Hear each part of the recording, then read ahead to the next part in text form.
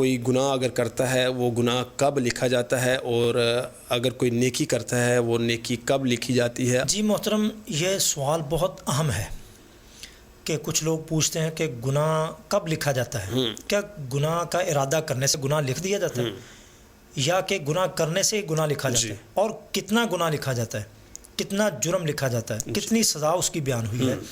اور نیکی کا ارادہ کرنے سے کیا نیکی لکھ دی جاتی ہے؟ جی بالکل. جیسے گناہ کرنے سے گناہ لکھا جاتا ہے. اور کیا نیکی کرنے سے نیکی لکھی جاتی ہے، یا کہ ارادہ کرنے سے نیکی لکھ دی جاتی ہے؟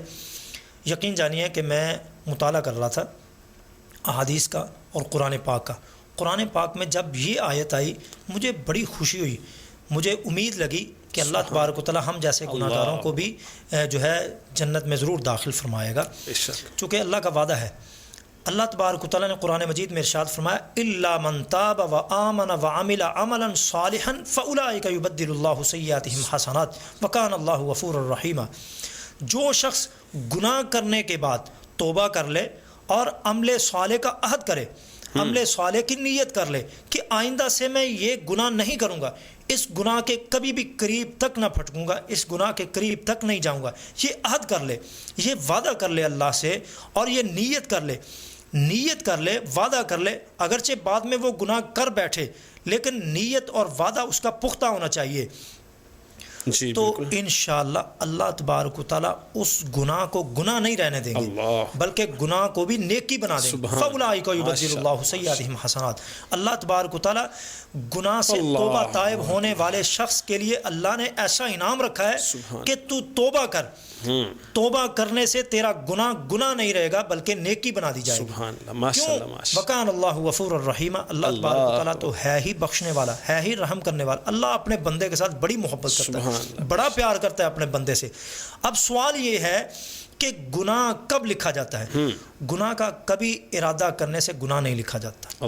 یہ اللہ کی بڑی کرم نوازی ہے، بڑی رحمت ہے. جبکہ نیکی کا ارادہ کرنے سے نیکی لکھ دی جاتی ہے، اور 10 گناہ تک 70 گناہ تک اللہ تبارک و تعالیٰ اس کی نیت کے پیش نظر لکھ دیتے ہیں. جو شخص جتنا مخلص ہوگا، جتنا زیادہ پختہ اپنے رب کو مانتا ہوگا، اپنے رب سے عہد کرے گا، وعدہ کرے گا نیکی کرنے کے لیے، تو اللہ تبارک و تعالیٰ اسی قدر اس کی نیکی کو پسند کریں گے. اس کی نیت کی لاج رکھتے ہوئے اس کو 70 گناہ تک، 700 گناہ تک اس کو اجر عطا فرمائے گا.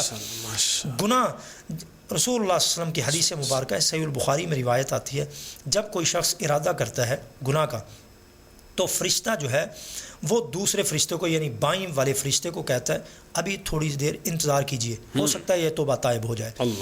اگر وہ گناہ کر لیتا ہے تو اس کا گناہ اس وقت لکھا جاتا ہے. یعنی اس میں فرشتے بھی تھوڑا سا انتظار کرتے ہیں، اس کو مہلت دیتے ہیں کہ کہیں توبہ طائب ہو جائے گا، ہو سکتا ہے یہ توبہ طائب ہو جائے، ہو سکتا ہے یہ رک جائے، ہو سکتا ہے یہ گناہ کو چھوڑ دے. اور یہاں پر ایک اور بڑی انعام والی بات ہے، بڑی رحم و کرم والی بات ہے.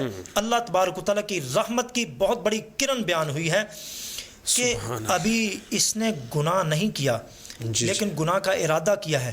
گناہ کا ارادہ کرنے کے بعد پھر وہ گناہ ترک کر دیتا ہے، ارادہ بھی ترک کر دیتا ہے، تو اللہ تبارک و تعالیٰ اس کے بدلے میں بھی نیکی لکھ دیتا ہے. سبحان اللہ. جبکہ نیکی کا ارادہ کرنے سے ہی نیکی لکھ دی جاتی ہے. جب وہ نیکی کر لیتا ہے تو اس پر ڈبل جو ہے اجر ملتا ہے. یہ اللہ کی رحمت ہے، یہ اپنے بندے کے ساتھ اللہ کی محبت کی علامت ہے.